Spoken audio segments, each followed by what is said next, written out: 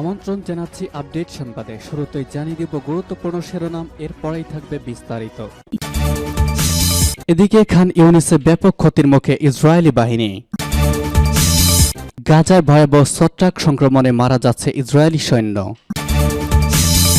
জানাবো ১২ বন্দীকে ইচ্ছাকৃতভাবে হত্যা করেছে ইসরায়েলি বাহিনী, স্বীকারোক্তি ইসরায়েলের মন্ত্রীর। এরপর জানাবো গাজায় রাতভর বোমা হামলা চালিয়েছে ইসরায়েল। ড্রোন হামলা ঠেকাতে আরব সাগরের যুদ্ধজাহাজ মোতায়েন করেছে ভারত।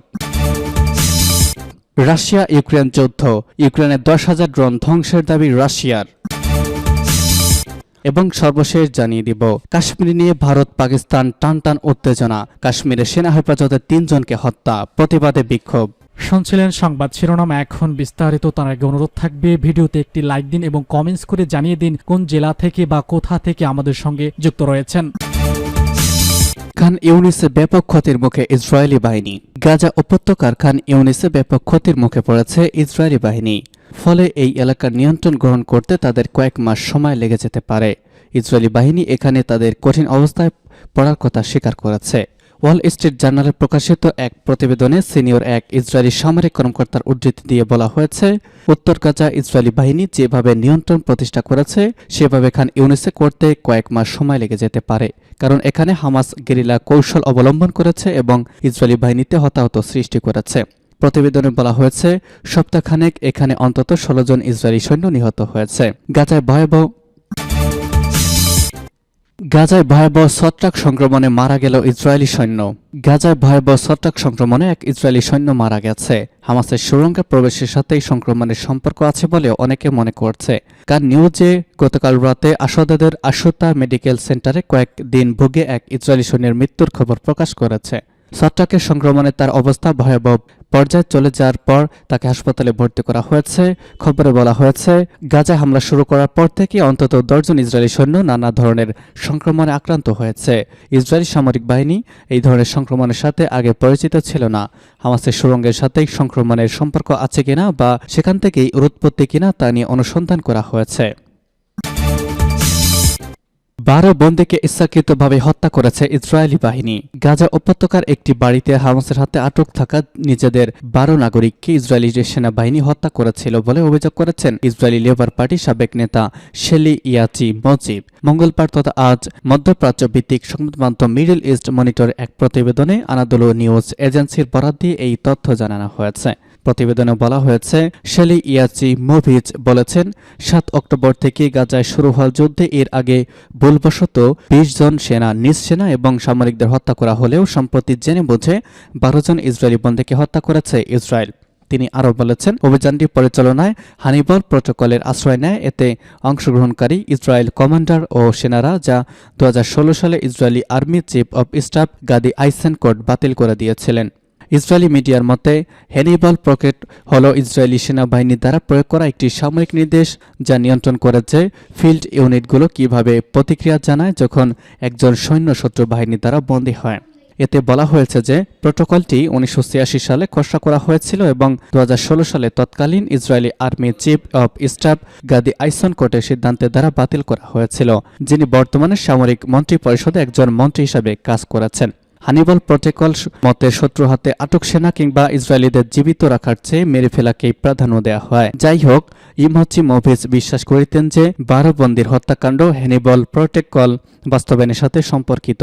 হামলায় প্রোটোকল বাস্তবায়নের বিষয়টি আনুষ্ঠানিকভাবে স্বীকার করেনি ইসরায়েল। উল্লেখ্য যে গত ৭ অক্টোবর গাজা ভিত্তিক ফিলিস্তিনি প্রতিরোধ আন্দোলন হামাস যোদ্ধাদের ইসরায়েলি ভূখণ্ডে নজিরবিহীন হামলায় অনেক ইসরায়েলি নাগরিক নিহত হয় এবং তারা নারী, শিশু এবং বৃদ্ধ সহ ২৫০ এর বেশি ইসরায়েলিকে অপহরণ করে গাজায় নিয়ে যায়।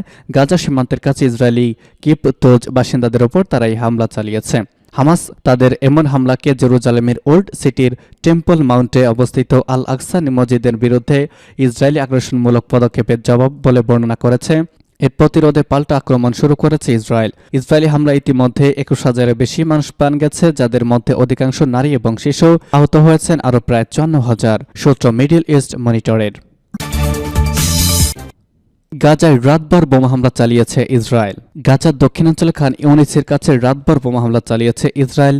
আল নাসের হাসপাতাল ও স্বাস্থ্য কমপ্লেক্স চত্বরে হামলা হয়েছে। এতে কমপক্ষে 7 জন ফিলিস্তিনি নিহত হয়েছেন।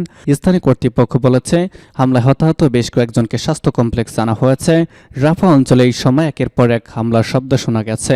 গাজাবাসীর জন্য এখন কোনো জায়গা নিরাপদ নেই। গতকাল সন্ধ্যায় বুরুজি ও নুসাইরাত শরণার্থী শিবিরেও একের পর এক বিমান হামলা চালানো হয়েছে। খান ইউনিসে ইসরায়েলি বিমান হামলায় আহতদের মধ্যে বেশ কয়েকজন শিশু রয়েছে। মধ্য গাজার মাঘাজি শান্তি শিবিরে গত রবিবার গভীর রাতে ইসরায়েলের বিমান হামলায় কমপক্ষে 78 জন নিহত হয়েছেন।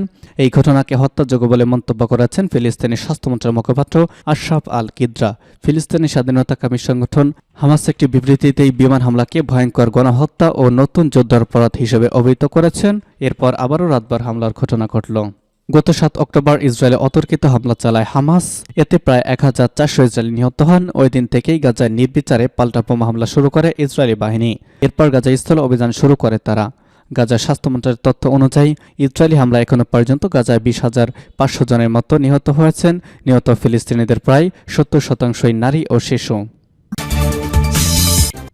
ড্রোন হামলা ঠেকাতে আরব সাগরের যুদ্ধজাহাজ মোতায়েন করেছে ভারত। ভারত অভিমুখী জাহাজে হামলা ঠেকাতে আরব সাগরের যুদ্ধজাহাজ মোতায়েন করেছে ভারত। আরব সাগরের সাম্প্রতিক হামলার কথা বিবেচনা করে ভারতীয় নৌবাহিনী প্রতিরোধমূলক ব্যবস্থার অংশ হিসেবে সংশ্লিষ্ট সমুদ্র অঞ্চলে গাইডেড মিসাইল ডেস্ট্রয়ার মোতায়েন করেছে। জাহাজগুলো হল আইএনএস মোরমোগাঁও ও আইএনএস কোচি এবং আইএনএস কলকাতা মোতায়েন করেছে। একটি বিবৃতিতে ভারতীয় কর্তৃপক্ষ এই তথ্য জানিয়েছে খবর আনাদোলু এজেন্সির। বিবৃতিতে বলা হয়েছে, সংশ্লিষ্ট সমুদ্র অঞ্চলে নিরাপত্তা নিশ্চিতে লং রেঞ্জ নজরদারি বিমান P-8I নিয়োজিত করা হয়েছে। ভারতের পশ্চিম জলসীমায় পরপর 2টি বাণিজ্যিক জাহাজে ড্রোন হামলার কারণে বিস্ফোরণ এবং অগ্নিকাণ্ডের ঘটনা ঘটলে এই ব্যবস্থা গ্রহণ করা হলো।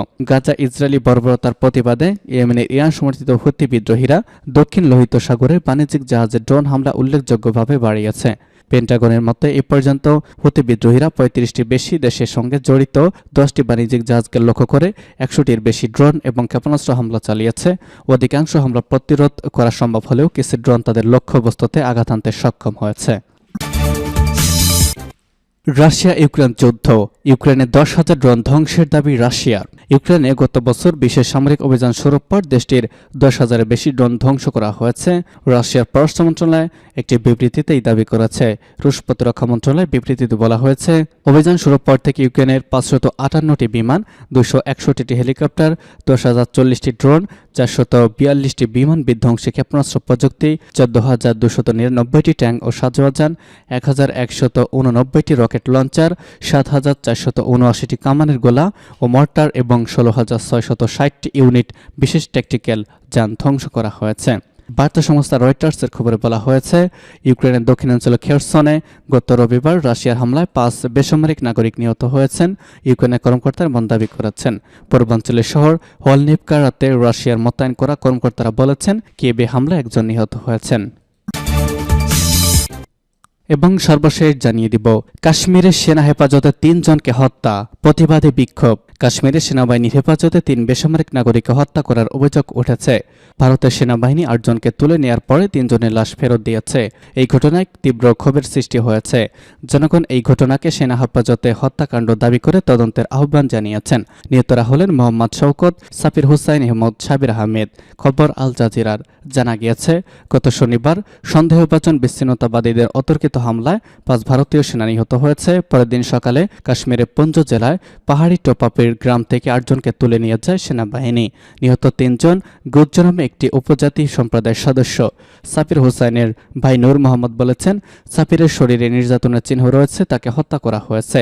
স্ত্রী ও বাবা মায়ের সামনে থেকে সাফিরকে তুলে নেওয়া হয়েছে। তার 4 সন্তান আছে।